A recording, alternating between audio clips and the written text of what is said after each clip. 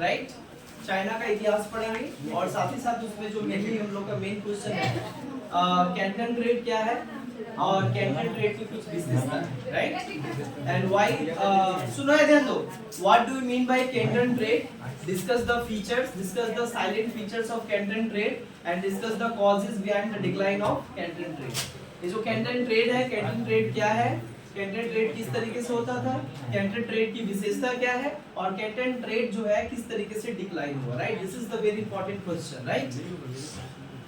तो एक बार क्या होगा, इसमें सब कुछ एक बार अच्छे से डिफाइन हो जाएगा क्योंकि चैप्टर 3 का सबसे इंपॉर्टेंट क्वेश्चन यहाँ पे चाइना से एक क्वेश्चन आएगा ही आएगा। आइदर फर्स्ट ओपियम वार है, चाहे सेकंड ओपियम वार है, चाहे तो treaty of Nanking, sorry treaty of पूरा जो ट्रीटी ऑफ चाइनीज मतलब चाइना का जितना भी जो ट्रीटी है वो भी आ सकता है और कैंटन ट्रेड पढ़ा दे रहा है, सारा पूरा चैप्टर कवर हो जाएगा चैप्टर 3। चैप्टर 3 में ज्यादा भाग बेसिकली क्या है, चाइना ही है, चाइनीज गवर्नमेंट ही है, बेसिकली क्या होता है पूरा भाग है। सुनो ध्यान दो, सबसे पहले हम लोग बात करेंगे कि चाइना जो है, चाइना एकमात्र ऐसा देश, दुनिया का एक सबसे बड़ा सभ्यता वाला देश, भारत और China was one of the oldest and ancient civilized state and civilized country. एक ऐसा देश जो देश अपने संस्कृति के लिए मशहूर है। वही सुनो, एक देश अपने संस्कृति के मशहूर है, अपने भाषा के लिए जाना जाता है, अपने कल्चर के लिए जाना जाता है। वैसा देश को, और जो देश आज तुम लोगों को पता है दुनिया का दूसरा सबसे बड़ा इकोनॉमिक पावर और दूसरा सबसे बड़ा पावरफुल कंट्री जो है आज पूरे वर्ल्ड में जो खड़ा है वो है China, right. We can't ignore the power and capability of China at the global level, right. आज जो वैश्विक लेवल पे जिस तरीके से चाइना का एक तरीके का डोमिनेशन है, एक तरीके का स्टेटस और पोजीशन और एक हेजोमेनिक स्टेबिलिटी है, इसको हम लोग इग्नोर नहीं कर सकते हैं। But we discuss how China become the global power. But ये तो डिस्कस करेंगे कि किस तरीके से चाइना एक स्वतंत्र देश और एक इतना बड़ा सभ्यता वाला देश, जो देश अपने सभ्यता के लिए, जो देश अपने संस्कृति और अपने भाषा और अपने संस्कृति के ऊपर काफी ज्यादा गर्व खाता था, एक ऐसा देश जो मानता था कि भगवान का दिया हुआ मेरे पास सब कुछ है, मेरे को किसी दूसरे देश से भीख मांगने की और इंपोर्ट करने की कोई जरूरत नहीं है। यही कारण है वो देश क्लोज डोर पॉलिसी को अपनाता है। एक ऐसा देश, एक ऐसा सिविलाइजेशन जब से भारत का सभ्यता स्टार्ट हुआ है, उसी टाइम पे क्या होता है कि इंग्लैंड का भी जो है क्या होता है, सभ्यता स्टार्ट होता है।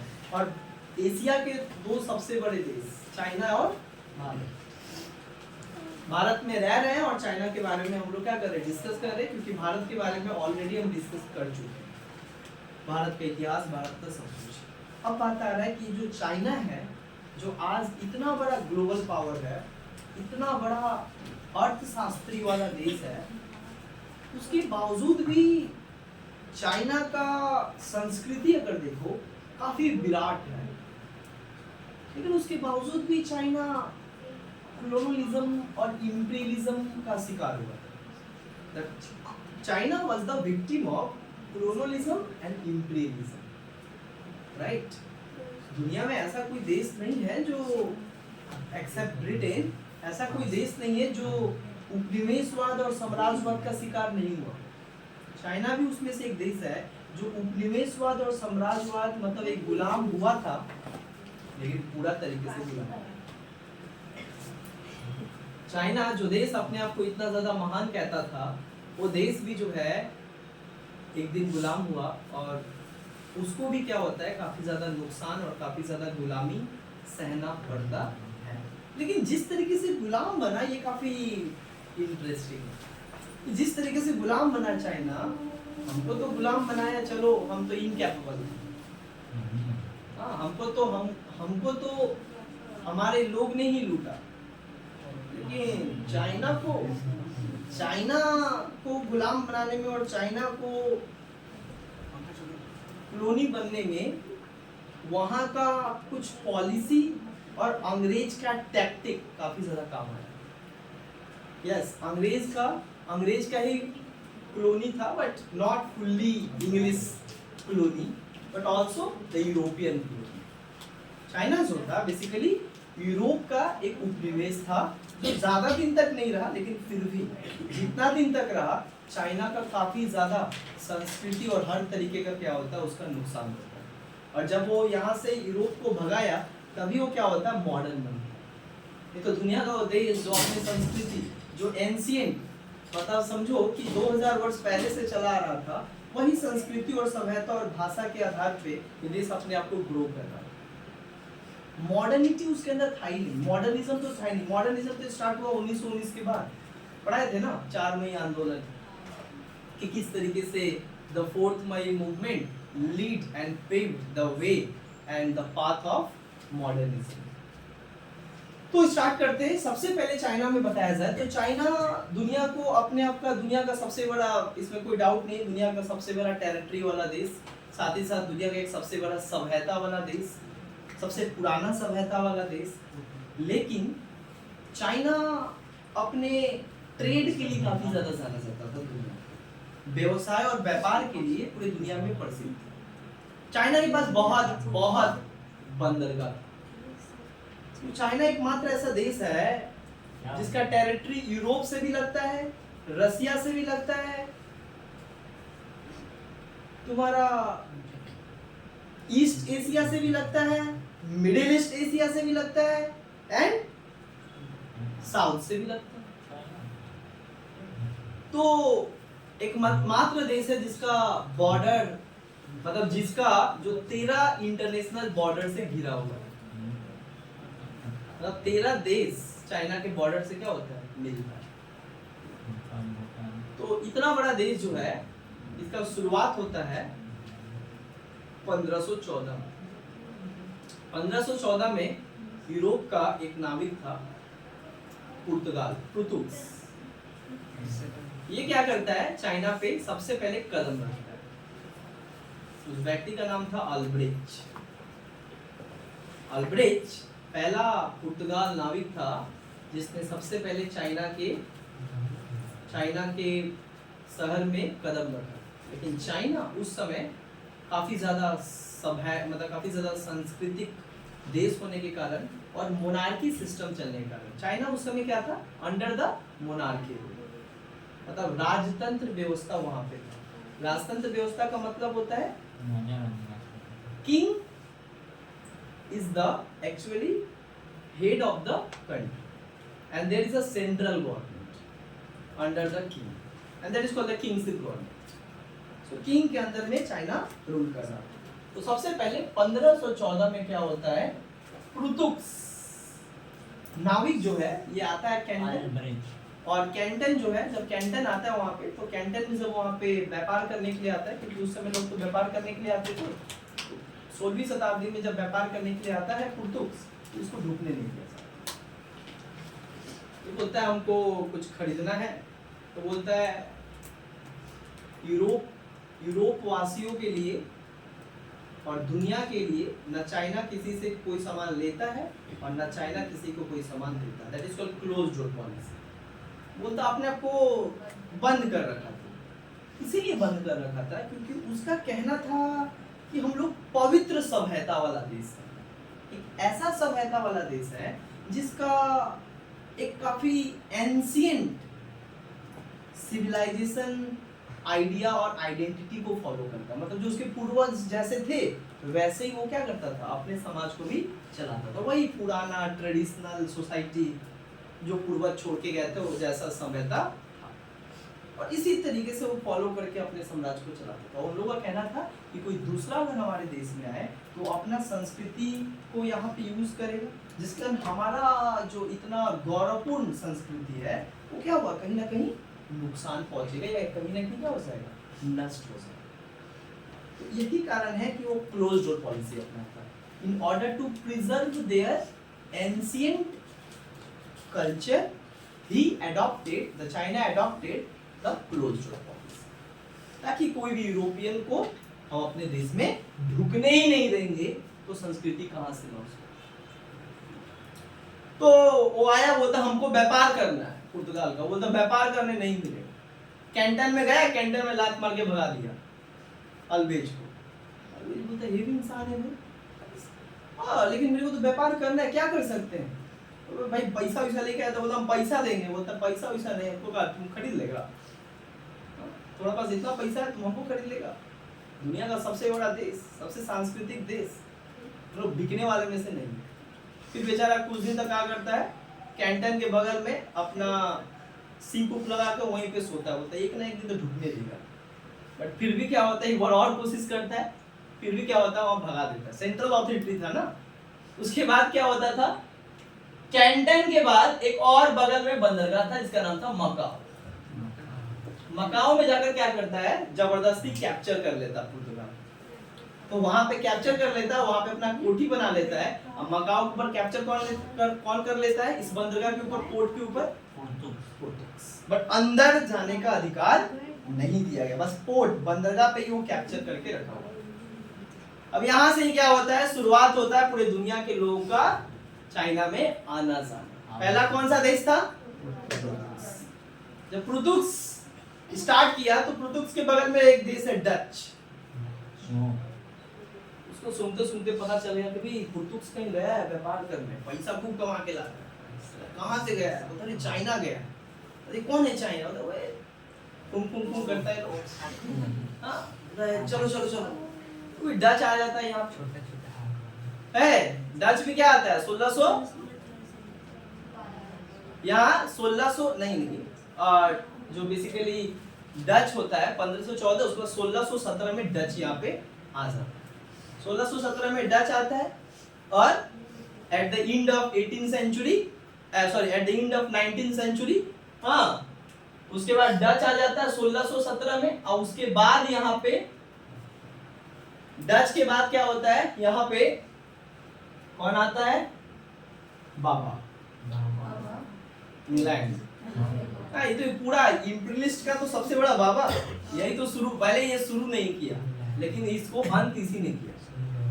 तो सबसे ज्यादा दुनिया को गुलाम बनाने वाला देश कौन था, लेकिन बेचारा इसको भनक बहुत बाद में पता चला कि इंपीरियलिज्म भी कुछ बोल के चीज होता है। लेकिन ये अपनी नेवी के बल पे इतना कैपेबल नेवी था उस समय, इतना खतरनाक नौसेना था, और जिसके पास सुनो है, जिसके पास जितना खतरनाक नौसैनिक रहेगा वही तो समुद्र मार्ग से जाकर दूसरे देश पे क्या कर सकता है, घूम सकता है और कैप्चर कर सकता है। तो इन लोगों के पास भी था लेकिन उतना कैपेबल नहीं था। सबसे कैपेबल किसके पास था, इंग्लैंड। तो जिसके पास कैपेबल है, सर्वाइवल ऑफ फिटेस्ट, वही वाला हो गया। जो ताकतवर होगा वो जिएगा, जो ताकतवर नहीं है तो रहने का हक। तो इंग्लैंड आता है और पूरा वर्ल्ड को क्या करता है, अपने पॉकेट में कर लेता है। तो इंग्लैंड ऐसे ही कहां पे आता है, सुनो ध्यान दो, इंग्लैंड ऐसे ही आता है कहां पे, 1780 के टाइम पे वो कहां पे पहुंचता है, चाइना। चाइना में एक सबसे बड़ा क्या है, पोर्ट है, जो नेचुरल पोर्ट है। क्या है, एक नेचुरल पोर्ट। नेचुरल पोर्ट वो पोर्ट होता है जो ऑटोमेटिकली प्राकृतिक तरीके से क्या होता है, निर्माण होता है। हाँ, जहां हम लोग कोई नहीं बनाते, जैसे हम लोग का कांडला बंदरगाह, that is called the natural port. Clear. उसी तरीके से चाइना में एक पोर्ट था, जिस पोर्ट का नाम क्या था, कैंटन। ये जो कैंटन बंदरगाह था, जो कैंटन पोर्ट था, ये नेचुरल पोर्ट था। ये एक ऐसा पोर्ट था चाइना का जो दुनिया के सारे, दुनिया को क्या करता था, ये पोर्ट जोड़ता था, मतलब दुनिया के सारे देश को क्या करता था, जोड़ता था। तो चाइना में जितने भी जो इंटरनेशनल ट्रेड होता था वो कौन सा बंदरगाह से होता था, कैंटन ट्रेड। हाँ, कैंटन ट्रेड से होता था। इसी ट्रेड पे, इसी बंदरगाह को केंद्र करके आया कौन, व्यापार करने, बिजनेस करने कौन आया, इंग्लैंड। तो जब इंग्लैंड 1780 में बिजनेस करने आया, तब तक क्या किया था, सुन लो, 1780 में इंग्लैंड आया कहाँ, चाइना। लेकिन तब तक क्या किया था, 1757 बैटल ऑफ प्लासी और 1764 बैटल ऑफ बक्सर, इंडिया को कैप्चर करके आया। समझा बैकग्राउंड। तो इंडिया को उस समय कैप्चर कर चुका था इंडिया के पैसे से। अब सोचा इंडिया के ऊपर तो कैप्चर कर ही लिए, ये कौन देश है भाई, इतना हेवी देश है, सब व्यापार कर रहा है। हाँ, बोलता है चाइना। तो चाइना पे जब जाता है वहां पे, तो चाइना को कैंटन बंदरगाह पे जाता है, तो कैंटन में इसको डूबने नहीं मिलता है ना। बोलता है भाई हम तो व्यापार करना है, हम तो व्यापारी इंसान, सिल्क लेने आए हैं, सिल्क, टी और कॉटन। तो तीनों के लिए तो गया था, कौन गया था, इंग्लैंड। हाँ व्यापार करने के लिए गया था, क्योंकि तीनों चीज का इंटरनेशनल मार्केट में और ग्लोबल मार्केट में उस समय सबसे ज्यादा क्या था, तो वो लोग जानता था कि यहाँ से अगर हम लें और ले जाकर हम लोग इंटरनेशनल मार्केट में और बेचे तो ज्यादा से ज्यादा मुनाफा के चक्कर में तो सारा कोलोनियलिज्म स्टार्ट हुआ था, यही ना। Economic benefit, economic wealth is the primary objective. तो इंग्लैंड यहाँ पे आता है, तो इंग्लैंड जब आता है यहाँ पे तो कुछ दिन तक क्या करता है, व्यापार करने इसको नहीं मिला कैनेडा। सो बोला व्यापार करने नहीं मिलेगा, बोलता ठीक हम रहेंगे, बोलता रहने भी नहीं मिलेगा, कोई नहीं रह सकता इंग्लैंड में, मतलब चाइना में कोई नहीं रह सकता। तो उस समय वहां पे चाइना में कौन सा शासक था, मंचू डायनेस्टी।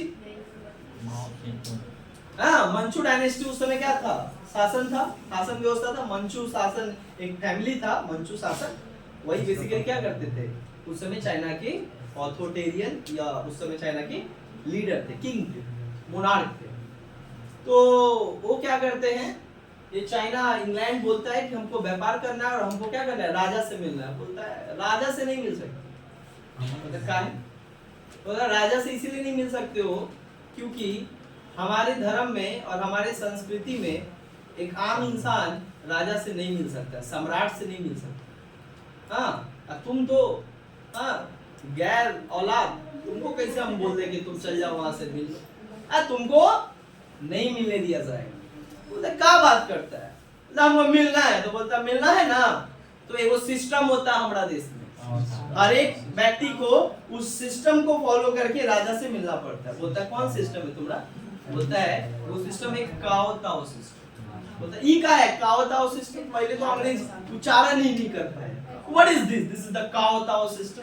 तो देखो this is in a kowtow system, सुनो, in a kowtow system जो राजा और हमारे सम्राट से मिलना चाहता है उसको दो अपमानजनक काम करना पड़ता है। कौन सा अपमानजनक काम करना है, तो पहला क्या करना पड़ता है, राजा के पास जाने के लिए, राजा के पास जाने पर राजा के पास झुककर उनका जो पैर है 5 बार माथा पटकना होता है राजा का, और राजा का जय हो और सम्राट का जय हो करना पड़ता है।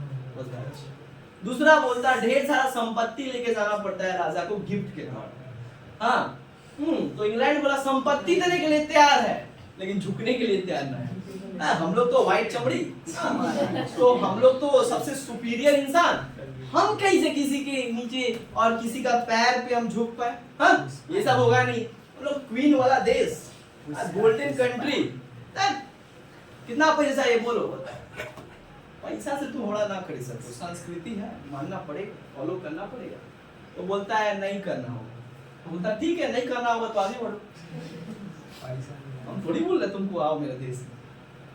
तो बेचारा कैंटन को इसको ढुकने का जगह नहीं मिला।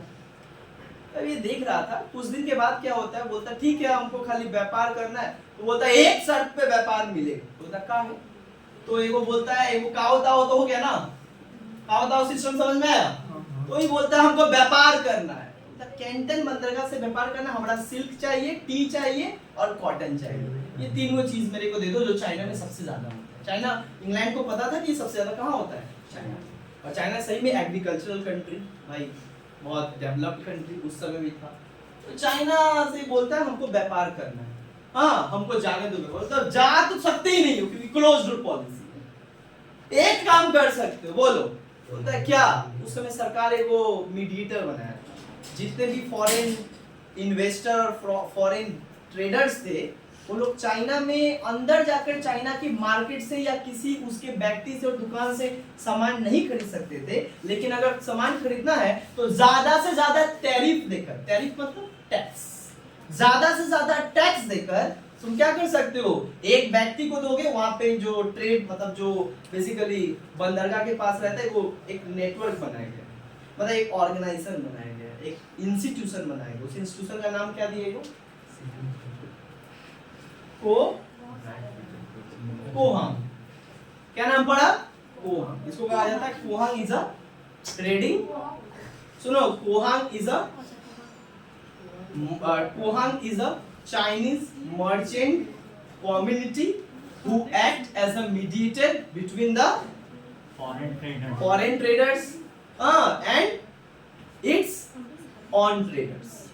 मतलब कोहान का क्या काम था सुनो है ध्यान दो। ये लोग बोलता है ना कि तुम देश में जाकर व्यापार नहीं कर सकते हो, लेकिन तुमको जो सामान चाहिए हम देश दे देंगे। हाँ, लेकिन क्या करना पड़ेगा तुमको? कोहान, कोहान एक इंस्टीट्यूशन बनाया गया था मीडिएटर के रूप में, कि ज्यादा कुछ नहीं था। कोहान एक वो संगठन बनाया गया था जो विदेशी जितने भी जो व्यापारी करने वाले थे उनसे ज्यादा पैसा ऐड कर उनको सामान कम से कम दे दिया। तो ये लोग क्या करते थे, बोलता ठीक है हमको तो ट्रेड करने आए, हमको दो भाई। तो कोहान को क्या करता है, बोलता हमरा टी चाहिए इतना इतना। वो क्या करता है, जाकर मार्केट में से जितना लो क्वालिटी का जितना टी और जितना सब होता था जो बच जाता था ओकरा ले लेता है और यहाँ पे देता है, बोलता है इतना सिल्वर। उस समय क्या चलता था? चांदी, चांदी के द्वारा ट्रेड होता था, गोल्ड और सिल्वर।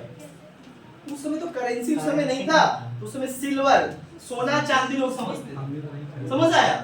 तो इंग्लैंड को बोला कोहान, जबकि इसका पैसा लगा था इंडियन अगर बोले तो पैसा लगा था 50 लाख, बोलता 1 करोड़। 1 करोड़ रुपया लगा मेरे को। कौन बोला? कोहान। उसको देना ही पड़ेगा।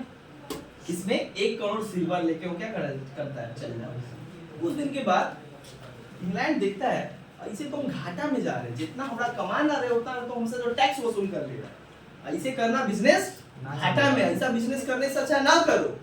और उस समय देख रहा चाइना धीरे धीरे इंग्लैंड धीरे धीरे भारत के ऊपर और ज्यादा क्या करने लगा, कैप्चर करने लगा। और सबसे ज्यादा सिल्वर कहाँ जाने लगा?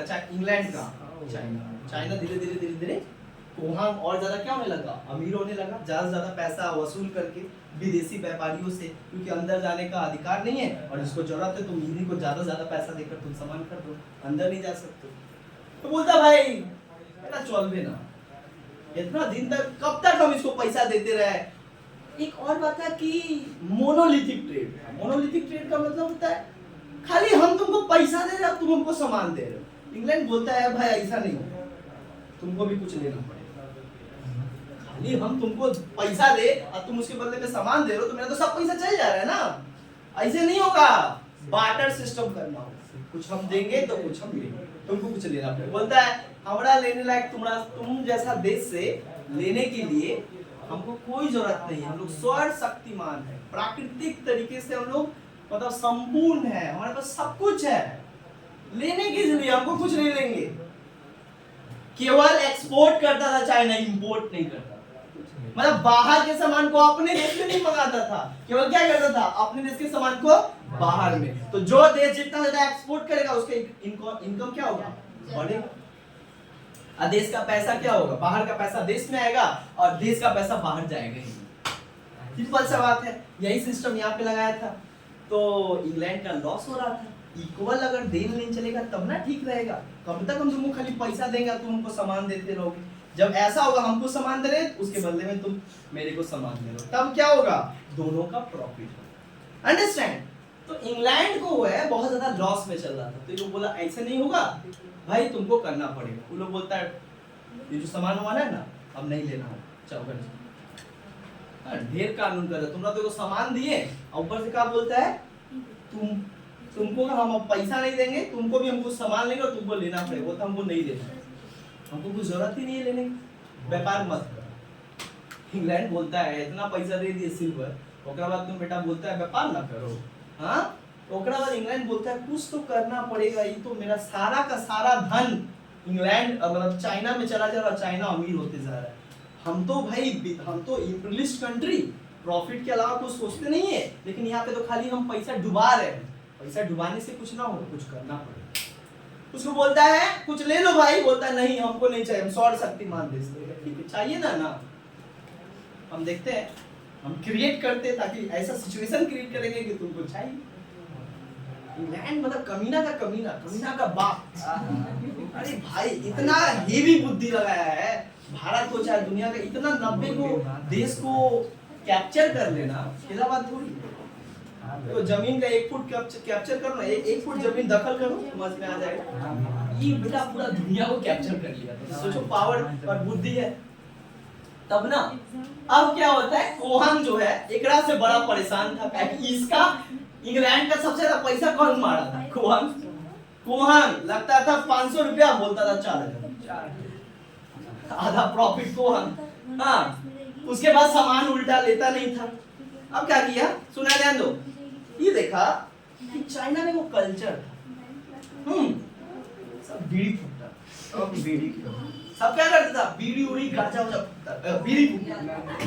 तो ये सोचता है कि भाई बीड़ी फूकता है, एकरा कुछ आदत लगा, बीड़ी जो है ना एकरा सबका हाई क्वालिटी का इसको आदत लगा, क्योंकि हमको तो नीड जरूरत करना पड़ेगा ताकि वो बोले हाँ हमको ही चाहिए, तब ना हम बिजनेस कर पाएंगे, तब दोनों तरफ से बिजनेस होगा। कहीं सुना है, ध्यान दो, है बंगाल में और इंग्लैंड दोनों जगह क्या करने लगा, ये उत्पादन करने लगा, क्या, यहीं से कहानी, ओपियम क्या कहा जाता है, अफीम, गांजा, गांजा का खेती करवाने लगा बंगाल में। बंगाल तो उस समय अंग्रेज का कॉलोनी था ना, बंगाल में क्या किया, बोला अफीम उत्पादन करो, यहाँ के किसानों को मारा पीटा, बोला अफीम क्या करो, उत्पादन करो। बंगाल का जितना हिली एरिया है वहाँ पे अफीम क्या होता है, उगना स्टार्ट होता है, और इंग्लैंड में भी उगना स्टार्ट होता है। उसके बाद तब तक पैसा देके क्या करता था, व्यापार करता था। अचानक क्या हुआ, 1790 के टाइम पे, सुनो 1790 के टाइम पे क्या हुआ, यहाँ से क्या करता है, अफीम ले जाता है, और यहाँ पे जो कैंटन है इसके आसपास जो यहाँ पे पहरेदार दे रहे थे सारे सैनिक, चाइना के सैनिक पहरेदार दे रहे थे, उन लोग का वो आदत था, क्या करना, नहीं पढ़ना है घर चल जाओ। तो यहाँ पे जो है बेसिकली क्या बोला जा रहा है कि जो चाइना का जो कैंटन ट्रेड था, यहाँ पे जो इतने भी सिपाही एक्चुअली बॉर्डर का हिफाजत कर रहे थे, क्या करता, अफीम को लाद लेता है और जाता है, उसके बाद फिर बोलता है सिगरेट का, ये लोग बीड़ी पीता था, बोलते क्या घटिया क्वालिटी का बीड़ी पीते, ट्राई कर, बोलता है, ये लोग बोलता है तुम क्या हमको दे रहा बीड़ी, बोलता है अरे हमारा देश में बहुत होता है, एक आदमी तुम लोग को देखे, हम तो शुभचिंतक तुम्हारा, हाँ भले तुम हमको ना ध्यान दो लेकिन हम तुम्हारा बहुत ध्यान रखते हैं, हाँ तो इसी के लिए तुम क्या करो, एक बार ट्राई करते, क्या करता है, ट्राई करवाता है, लोग खाता है, लोग लेता है, एक भी लेता है, पहला बार लेता है, हाँ पहला बार ऐसे लेता है, ओ एक भी लगा, ठीक है, ध्यान दो है। तो जब गांजा और ओपियम उसको क्या करता है, देना ही स्टार्ट करता है वहां के सारे कुछ को, ये जो पी लेता है तो उसका पूछता है अरे कैसा लग रहा है, हेवी है भाई, हेवी है, कहां से लाया, बोलता है लाया कहां से, छोड़ ना, आम खा, खाए तुम छिलका रोक के देख रहा है, आम खा मजा ले, बोलता है। तो 2 दिन 3 दिन उसको पिलाया, उसके बाद जब वहां पे जाने लगा, व्यापार करने लगा, तो बोलता है ए भाई दो, बोलता का मेरा का बाप का संपत्ति है ना, का दो, एक दिन पिला दी, 2 दिन पिला दी, तुम्हारा काम है तुम बोलो, हाँ तो बोलता है भाई दो, हम लोग, क्योंकि वहाँ पे सारा हैबिचुएटेड हो गया, धीरे-धीरे जितने भी वहाँ पे लोग थे, ड्रग्स एक ऐसा चीज है तो एडिक्ट कर देता था, तो काफी ज्यादा एडिक्ट, इसको लगाना नहीं पड़ता, एक बार लग गया तो उड़ाता नहीं। अब क्या होता है, सुनो ध्यान दो, जैसे ही वहाँ पे ये मतलब उसको लोग खाना स्टार्ट करता है तो पूरा एडिक्ट हो जाता है, और उसके बाद क्या करता है, उसके बाद इंग्लैंड यहाँ पे खेल, तो जानता ही सब ड्रीम लैंड है, सुना है, ध्यान दो, बात नहीं करो। यहाँ पे क्या करता है, जैसे ही इंग्लैंड वहां पे जाता है और लोग बोलता है मांगता है, तो बोलता है इंग्लैंड बोलता देख तुमको तो बहुत चाहिए, तुम्हारा तो डिमांड रोज है, क्योंकि तुम लोग तो रोज चाहिए, इतना तो हम दे नहीं सकते हैं, एक काम करते हैं, बुद्धि बता देते हैं कि जो जगह है तुम्हारा टेरिटरी, यही तुम लोग अफीम उत्पादन कर ले, हम सब सप्लाई दे रहे हैं, हम पैसा दे रहे हैं, बस तुम लोग क्या कर अपना जमीन पे उगा ले, तुम्हारा हो जाएगा, देते रहना, हमारा थोड़ा पैसा दे देना। वो लोग को बोलता है भाई बड़ा सही बात, हाँ ऐसे तो हम रोज सेवन कर सकते हैं ना, कब तक तुमसे मांगेंगे, हाँ तो करो ना भाई, तब समझ में आएगा। ये लोग क्या करता है, चाइना का बिना चुप्पे चोरी, जो वहाँ के जो सारे सैनिक थे वो धीरे धीरे चाइना में धीरे धीरे ये सारा माल क्या होने लगा, सप्लाई होने लगा, और 1-2 जगह पे खेती इसका क्या होने लगा, ये लोग करना स्टार्ट। जैसे ही खेती होना स्टार्ट हुआ, और जब खेती होना स्टार्ट हुआ और धीरे धीरे पूरे मार्केट में क्या होने लगा, ये जो ड्रग है, ये जो ओपियम है, पूरे मार्केट में फैलने लगा, और बहुत तेज तरीके से लोग इसको क्या करने लगे, परचेस करने लगे और लेने लगे। तो उन लोगों को तो बेचारा आदत है बीड़ी पीने का, बीड़ी से खतरनाक होता है ड्रग्स, ओपियम। इन लोग को बेचारा आदत दिलाया गांजा का। जब वो गांजा पिया, इन लोग का माथा, कान, शरीर कहाँ है, किससे कैसे बात कर रहा है। हाँ, अब क्या हो रहा है, कुछ दिन के बाद गवर्नमेंट को ये खबर आता है और 2-3 को गवर्नमेंट का जो बड़ा बड़ा मंत्री है वो इस सब में क्या था, एलिट था। उसको भी अच्छा लगने लगा, वो भी लेने लगा। सरकार मंचो देख रहा है, बेटा हम डिसीजन दे रहे हैं, सब सोया हुआ। हाँ, बोलता है गाजा दो गाजा, गाजा दो गाजा। कैसे भाई, राजा बोल रहा है, ये लोग क्या हुआ है, सोया हुआ है। ये क्या है, एगो सरकार का एगो ऑफिसर को अपॉइंट किया, बोलते हैं क्या हो गया इन लोग को। तब जाके मार्केट में देखा बड़ा अंधाधुंध अफीम का व्यापार जोरों से था। राजा को जब रिपोर्ट किया तो राजा का शॉक हुई, ये कहां से आ गया ओपियम, अफीम तो हमारे देश में होता ही नहीं था। तो बोलता है जरूर अंग्रेज का कहानी, अंग्रेज जो है मजा ले रहा है, अभी तो मजा आएगा, अभी तो शुरू हुआ है, रुको थोड़ा दिन रुको। उसके बाद देखने लगा जो सैनिक था वहां पे, हाँ आपस में क्या कर रहे हैं, गांजा टान रहे और चुपचाप से वहां से कर रहे। और अंग्रेज बोल रहे अबे सुन, हमने व्यापार करना है, व्यापार करने मेरे को यहाँ इस सामान लेना होता। हाँ हाँ जरूर, कहा है ना, लो भाई, करता है। उसके बाद क्या करता है, सुनो 1800 में क्या करता है, 1800 में देखो हम कहां से बता रहे थे, 70-80 से बता रहे थे ना, कहा गया हाँ 20 साल लग गया ये सारा चीज चलाने में। बट 20 साल के बाद क्या हुआ, रिजल्ट आया। क्या रिजल्ट आया, 1800 में जब पूरा चाइनीज मार्केट क्रैश हो गया और पूरा चाइना में हर जगह अफीम बिकने लगा तेजी से, और खेती होने लगा, और कुछ चाइना के ही लोग, सैनिक और ऑफिसर इस काम में पूरे तरीके से क्या थे, जुड़ गए। तो इतना एडिक्ट हो गया था कि 1800 में देख रहा थे कि सब काम नहीं कर रहा, खाली गांजा चाहिए उन लोग को, कोई काम नहीं कर रहा है। राजा का बात, राजा को एकदम का दे रहा, क्या बोल रहा तुम, गांजा पी लेने के बाद कोई होश में नहीं रहता है ना कि भाई कौन है सामने। शराब वराब पी लेने के बाद क्या बोलता है, वो बोलता है जिंदगी और महफिल बड़ी क्या बोलता है, देखो शराब वराब कोई पी के आता है, क्या बोलता है, के बारे बोल दो कि भाई ये चेयर में बाबा चल आज हो ही जाए। ये जो मतलब ऑटोमेटिक क्या होता है, पावर आ जाता है। हाँ, तो पाउच वाला पीने के बाद पावर आ ही जाता है। सोचो वो पाउच में इतना पावर होता है, तो गांजा में तो भाई उससे कई गुना ज्यादा क्या होता है, पावर होता है। तो डायरेक्ट मेंटल को क्या करता है, मेंटली तुमको क्या करता है, पूरे तरीके से अनस्टेबल कर देता है। हाँ ना, तुम्हारा शरीर तुम्हारा काबू में है, अब माथा तो है ही नहीं, माथा तो है ही नहीं है, जो मन में आ रहा है बक रहा है, बस उसको याद है अंग्रेज हमको गांजा देता है। बाकी सरकार प्रकार कौन है, सरकार कौन राजा है, ओकरा से कौन ही लोग को मतलब नहीं था। बाद में ये हुआ कि सरकार इसको परेशान हो, सरकार बोला ऐसा ही रहे ना संस्कृति बर्बाद हो जाएगा, ये पूरा जो इतना आबाद संस्कृति बना है ना, ये सब मिट्टी में मिल जाएगा, क्योंकि सब का सब गंज गई हो गया।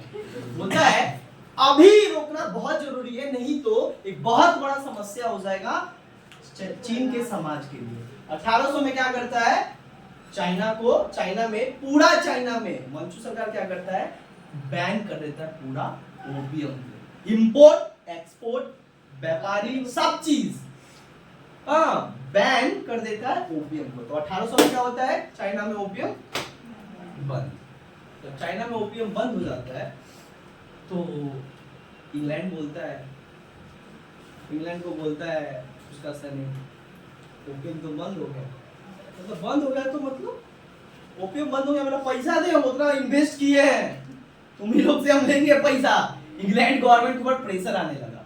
हाँ, कहाँ से, इंग्लैंड गवर्नमेंट, मतलब इंग्लैंड का जो क्वीन है और जो अंपायर है वो डायरेक्ट किसको थ्रेट देने लगी, चाइनीज मंचू गवर्नमेंट को, कि मेरा सबसे ज्यादा पैसा लगा हुआ था और तुम लोग इस तरीके का सारा चीज वहां पे की। और ये सारा कहां से होता था, कैंटन ट्रेड, जो कैंटन बंदरगाह था, कैंटन बंदरगाह से क्या होता था, पूरा व्यापार, ये सारा चीज अफीम का व्यापार बंगाल से होता था और इंग्लैंड से होता था, और वहां पे तो इन्वेस्ट ही किया था, खेती ही हो रहा। धीरे धीरे पूरा चाइनीज चाइना में ये बंद होने के बावजूद भी ये इनलीगली और अनऑफिशियली चालू है। बंद तो ऊपर से हो गया है ना, कॉपी कलम में बंद है, आधिकारिक तौर पे बंद है, लेकिन बंगाल में, बिहार में शराब बंद। तो हम छठ पूजा के बाद बोलता है, हम बोले कि मार्केट गया छठ पूजा के बाद, बोलता है कब मार्केट बंद हो गया, बोलते हैं कि क्या शराब उराब तो बंद हो गया है, तो बोलता है हाँ शराब बंद हो गया, कितना पेटी चाहिए? भाई हम बोले शराब बंद होता कितना पेटी चाहिए? तो हमरा ना चाहिए, हम तो सुननी है कि शराब बंद हो गई बा, नीतीश कुमार बंद करवा देंगे। बोलता है कौन हो नीतीश कुमार, खाली कॉपी पेन पे होला, तारा कितना पेटी आई नाम बता दो, टोला बता दो, आके पहुंचा देंगे। क्या बात कर दो, वहां का इंसान पी के गिरा हुआ भाई, खतरनाक। चाइना में भी सेम कांड हुआ था, ऑफिशियली क्या है बंद है, इनऑफिशियली अनऑफिशियली चालू।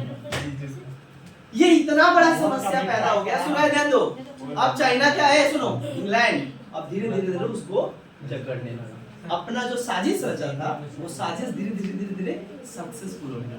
ये हो गया तब जब ये अनऑफिशियली चल रहा था और वहाँ के सारे लोग इसमें, चाइना के आम लोग और चाइना के जो सैनिक लोग थे वो इसमें इन्वॉल्व। धीरे धीरे देखा जाने लगा कि जब मंचू सरकार को पता चला कि अभी भी चल रहा है और चाइना की पूरा खत्म हो गया है, तो सुनो, एक अधिकारी को अपॉइंट करता है मंचू सरकार, जिसका नाम है लिन से सू। सुनो, एक अधिकारी को अपॉइंट करता है जिसका नाम क्या है, लिन से सू।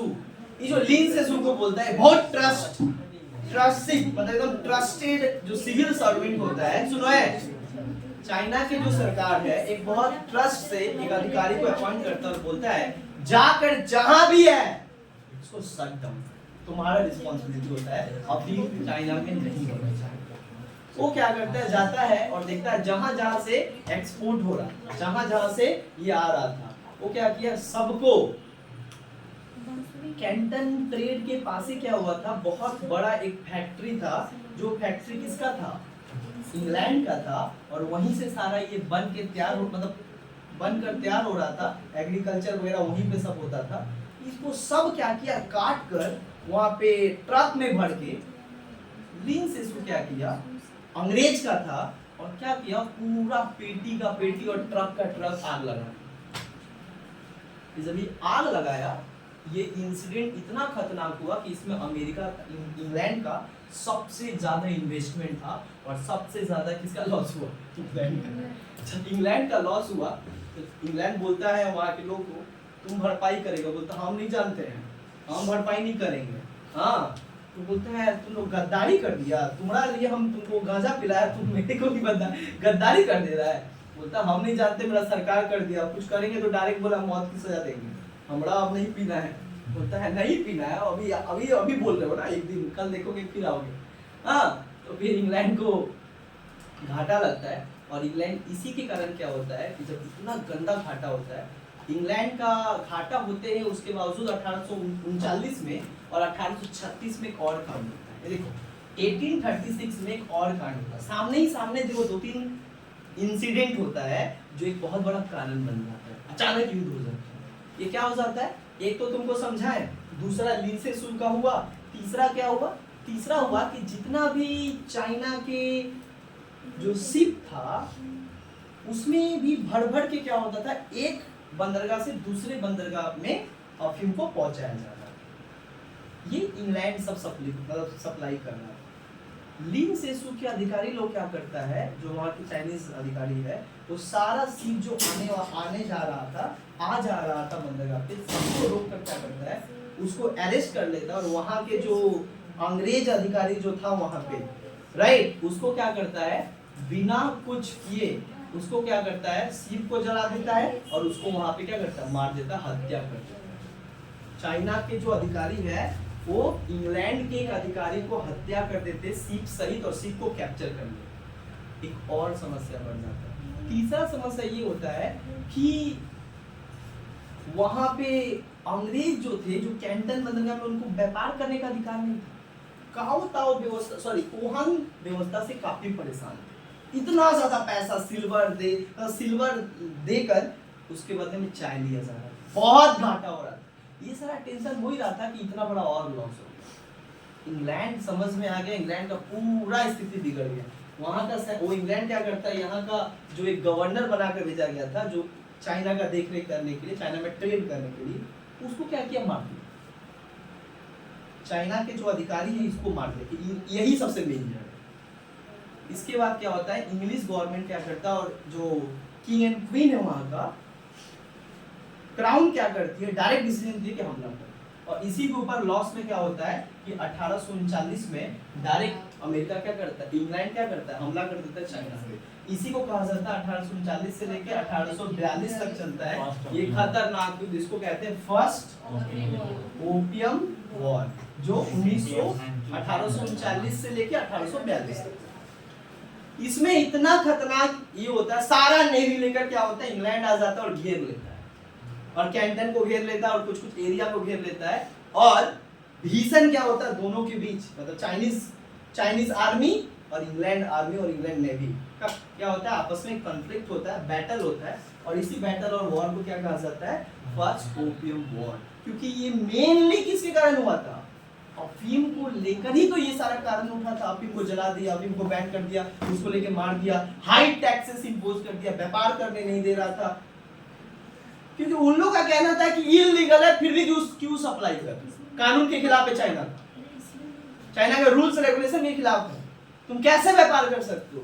इसको लेकर क्या करता है, जला दिया। अब फर्स्ट ओपियम यहाँ पे हो गया। ओपियम वॉर में क्या होता है, इंग्लैंड का नेवी और आर्मी मिलकर क्या करता है, बहुत बार मारता है किसको, कैंटर वाले को और चाइना के गवर्नमेंट को। ओकराबादी लोग बोलता हम सरेंडर करने के लिए तैयार हैं, हम सरेंडर करने के लिए तैयार है, क्योंकि चाइना गवर्नमेंट का कहना था कि अरे कुछ ज्यादा और बात हो जाएगा तो दिक्कत हो जाएगा। चाइना बहुत बड़ा देश है, छोटा मोटा ये युद्ध इसको बड़ा नहीं बनने दो, जो मांगता है उसको दे दो। अब क्या होता है, यहीं पे दिक्कत होता है। 1842 में एक बंदरगाह के पास क्या होता है, ट्रीटी होता है, इसका नाम है ट्रीटी ऑफ नानकिंग। एक्चुअली ये चाइना के नानकिंग पोर्ट को लेकर पोर्ट के पास होता है, इसलिए इसका नाम क्या पड़ गया, ट्रीटी ऑफ नानकिंग। और ट्रीटी ऑफ नानकिंग से ही क्या होता है, ये फर्स्ट ओपियम वॉर खत्म होता है। और इसी नानकिंग में संधि में क्या होता है, कौन जीत जाता है, इंग्लैंड। और जब इंग्लैंड जीत जाता है तो बोलता है कि हम सभी युद्ध को रोकेंगे जब मेरा टर्म्स और कंडीशन को क्या किया जाएगा, माना जाएगा। हम तो जीत गए हैं, हम क्यों रोकेंगे युद्ध। चाइना बोलता नहीं रोक दीजिए, आपको जो चाहिए वो मिलेगा। बोलता ठीक, तो युद्ध कर ही क्यों रहा था, क्योंकि उसको कुछ चाहिए, राइट्स, कुछ उसको इंटरेस्ट था, बोलता वो इंटरेस्ट हम देने के लिए क्या है, सुना दें दो। 1842 में टर्म्स कंडीशन पहला, तो इंग्लैंड कितना सियाना है, पहला क्या देता है, पहला बोलता है 5 बंदरगाह, कैंटन, हमाय, निपो, फुचाओ और संघाई, ये 5 चाइना का बंदरगाह इंग्लैंड बोलता है हमको दे दो व्यापार करने। एक भी बंदरगाह पे पहले अधिकार नहीं था, व्यापार करने का अधिकार नहीं था, तो बोला व्यापार के लिए 5 को बंदरगाह दे दो हमको, क्योंकि तुम युद्ध हार चुके हो, लड़ने के लिए तैयार हो तो लड़। ये एग्रीमेंट मान लीजिए। दूसरा एक सबसे बड़ा क्या एग्रीमेंट होता है इसमें, जो ओपियम है ना, लीगल करो। क्या करो, चाइना में अफीम और गांजा का व्यापार लीगल करो। तीसरा, ये जो तुम इतना बुद्धि लगाए हो, इतना हमारा नुकसान हुआ, कौन भरपाई करेगा, तुम ही करो, क्योंकि तुम ही ना जलाए हो, ढेर हीरो बन रहे थे, जला दिए। अब जितना हुआ है ना, ओकरा पे इंग्लैंड बढ़ा चढ़ा के बोलता है हमरा 50 लाख का नुकसान हुआ, 1 करोड़ दो, भरपाई तुम भरोगे, भरपाई का हर्जाना हम थोड़ी भरेंगे, मेरा संपत्ति था तुम जलाया, तो काहे जलाया, हमको दे देता, ना व्यापार करते। बहुत सियाना इंग्लैंड क्या बोलता है, 16 मतलब कितना मिलियन जो पैसा जो है ये क्या करता है, चाइना से वसूल करता है। उसके बाद क्या बोलता है, अफीम पे जो इतना बड़ा टैक्स और टैरिफ लगा के रखी हो, इसको क्या करो, दूसरा कैंटन में व्यापार करने का अधिकार दो, और दूसरा इकाओ ताओ तुम्हारा इकोहाम एकरा हटाओ। जी का जंजाल बना हुआ है हमरा, एकरा हटाओ पहले कुआं को, ये सब मान लेता है। जब मान लेता है 1842 में, इसको कहते हैं नानकिंग, ये मान लेता है ना। इसके बाद क्या होता है सुनो, इसके बाद क्या होता है, इसी को तो ट्रीटी ऑफ नानकिंग कहा जाता है। जब देखा इंग्लैंड की चाइना कमजोर पड़ रहा है, डर रहा है, और सब जो मांग रहे वो दे रहा है, तो एक साल के बाद क्या करने लगा, इंग्लैंड का जो महत्वाकांक्षा था वो और ज्यादा होने लगा। इतना से क्या होगा, इतना बड़ा देश करने को चीज दिया है, हाँ और ज्यादा चीज चाहिए। क्या करता है 1843 में अटैक कर देता है एक और बंदरगाह, बोग, एक बोग बंदरगाह था चाइना का, वहां पे अटैक करता है। और क्या बोलता है, जब वहां पे अटैक करता है तो वहां का चाइनीज आर्मी सरेंडर कर देता है इंग्लैंड। तो बोलता ठीक है सरेंडर कर दिए ना, युद्ध तो रोक देंगे, हमरा कुछ चाहिए। बोलता का आपका चाहिए, थोड़ा तो सब तो दे दिए। बोलता ना कुछ और चाहिए। सुनो यहीं से ध्यान दो, समझ में आएगा। बोलता हमको, तुम युद्ध हार गए हो और हारने की जगह से ये बोग भी मेरा बंदरगाह हो जाएगा, यहाँ का सब संपत्ति हमारा हो जाएगा। तो बोलता है नहीं हमसे संधि करो, संधि करने के लिए तैयार है। चाइनीज गवर्नमेंट बोलता है संधि करेंगे, तो करो। इसी का नाम हो जाता है 1843 में ट्रीटी ऑफ। इस संधि में क्या बोलता है इंग्लैंड, बोलता है हमरा और 5 गो बंदरगाह चाहिए, हमरा क्या चाहिए और 5 गो बंदरगाह चाहिए। 5 गो बंदरगाह से व्यापार ना हो रहा है, और 5 गो बंदरगाह, ठीक है लो और 5 गो। सुनो ध्यान दो, उसके बाद क्या बोलता है, बोलता है हम इंग्लैंड बोलता है देख भाई हमरा एक्स्ट्रा टेरिटोरियल राइट। तो चाइना बोलता है ई का बात कर रहा तुम, मतलब हाथ दे रहे तो क्या पकड़ रहे हो।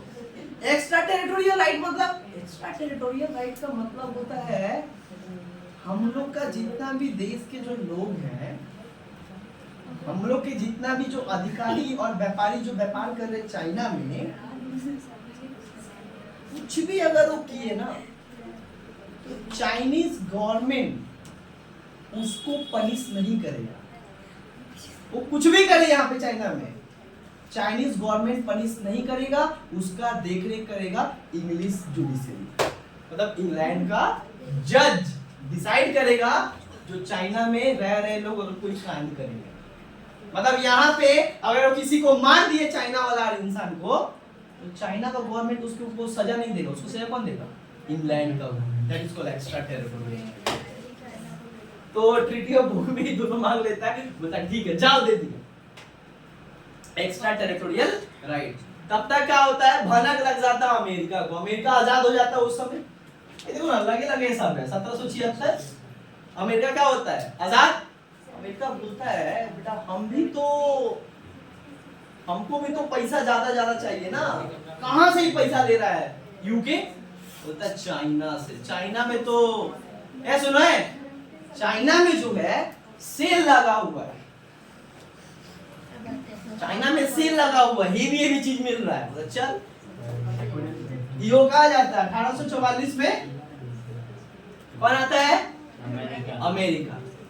वो भी क्या करता है, सैनिक लेके आता है, वो दूसरा जगह अटैक कर देता है। तो बाद वहां का एगो तो बेचारा चाइना इंग्लैंड से परेशान था, उनने और कौन आ गया, एगो अमेरिका, वो अटैक कर दिया। वो बोलता ट्रीटी करेंगे, चाइना के पास और कोई ऑप्शन नहीं, क्या करेगा बेचारा, कितना बड़ा देश को देखे, वहां पे अटैक कर दिया। अमेरिका बोलता है सुन हमरो एक्स्ट्रा टेरिटोरियल राइट है, ओकरा कह दिया। तो ओकरा कह दिया मतलब तुमको कैसे दे सकते, पता नहीं दोगे ना, हाँ ठीक है मत दो, हम अटैक करेंगे। याद रखना इस सारा लूट ले, तो बोलता ठीक है ले लो, काहे गरम हो रहे हो, एक्स्ट्रा टेरिटोरियल राइट इसको भी दे दिया।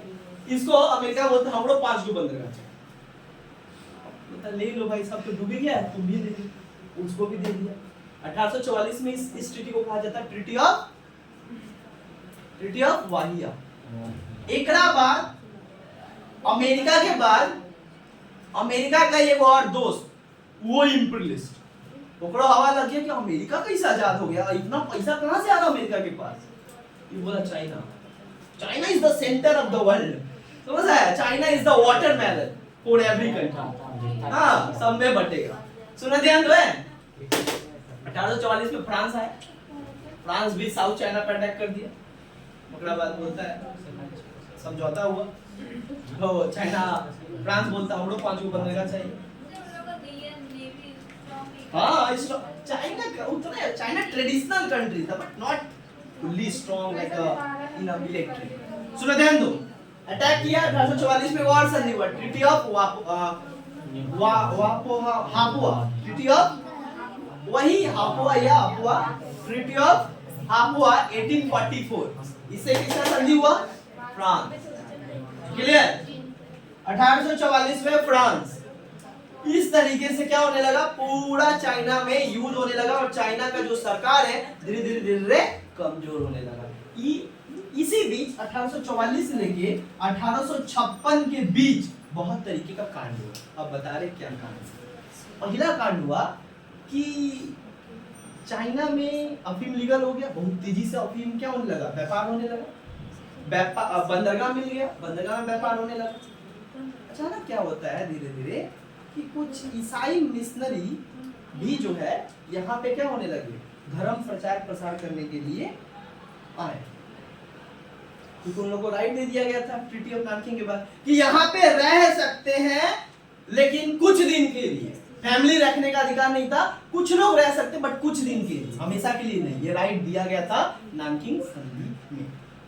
तो यहाँ पे इंग्लैंड के कुछ और फ्रांस के कुछ मिशनरी आ गए। मिशनरी मतलब जानते हो, धर्म का leader, religious leader, Christian missionary. ये जब आ गए तो चाइना में घूम घूम के क्या करते, चाइना के लोग को बोल रहे तुम बन जा ईसाई, तुम बन जा ईसाई। जैसे हमला में बोल रहे थे मुस्लिम हिंदू को बना रहे थे क्रिश्चियन।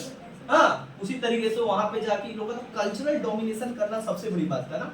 कहीं भी इंग्लैंड गया है उसका एक सबसे बड़ा मकसद है पहले वहां की संस्कृति को नष्ट करना, क्योंकि संस्कृति ही पावर देता है। संस्कृति को ही खत्म कर दो, हमारा अपना संस्कृति मिला दो, सब खत्म हो जाएगा। ध्यान दो, जैसे ही 1800 यहाँ पे क्या होता है कि ईसाई मिशनरी वहां पे क्या करता है, गलत तरीके से क्या करते हैं कि इंसान को, मतलब चाइना के इंसान को धर्म परिवर्तन करता है। और सरकार के पास एक खबर चल जाता है चाइनीज गवर्नमेंट को। चाइनीज गवर्नमेंट क्या करता है, इस चीज के ऊपर इतना स्ट्रिक्ट एक्शन लेता है, उसको लेकर क्या करता है, जो ईसाई मिशनरी होता है, जो फ्रांस का ईसाई मिशनरी है, इसको ले जाकर क्या करता है, फांसी की सजा देता है वही दिन।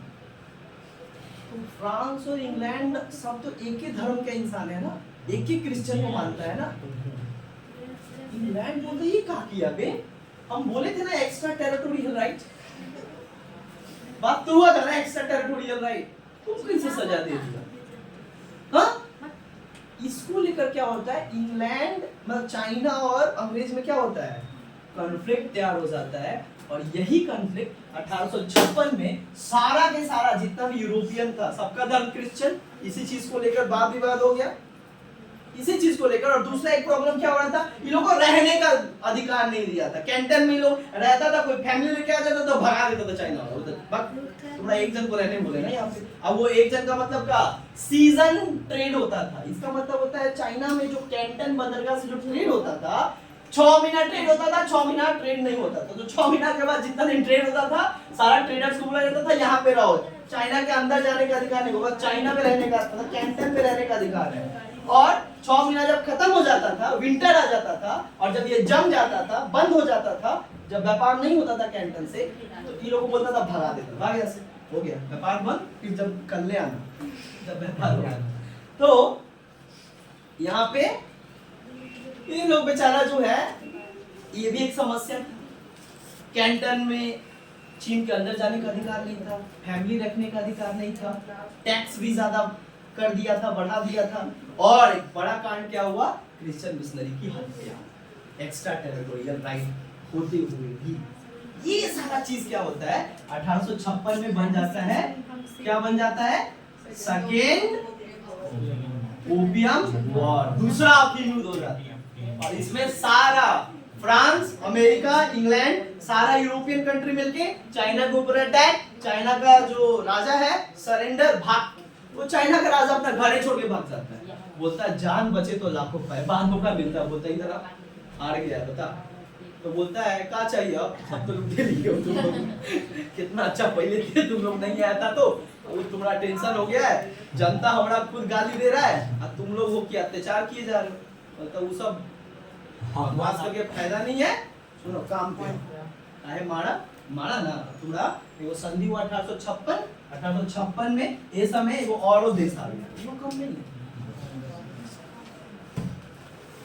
रसिया आ जाता है, ट्रीटी ऑफ आइगुल, रसिया भी आ जाता है और नॉर्थ चाइना पे अटैक कर देता है और बोलता है देख वहां पे अटैक कर देता है, ऐसी इधर युद्ध लग रहा था इससे चाइना को, अब यहाँ पे और लॉस होता है, रसिया आके बोलता है एक संधि करता है ट्रीटी ऑफ आइगुल 1856, और इसमें क्या मानता है, बोलता है उसरी और एक और नदी में केवल हमरा और तुम्हारा जहाज ही चलेगा, दूसरा किसी का जहाज नहीं चलेगा, दूसरा हमको ट्रेड पे कोई पैसा नहीं लगेगा, यहाँ पे हो जाता है।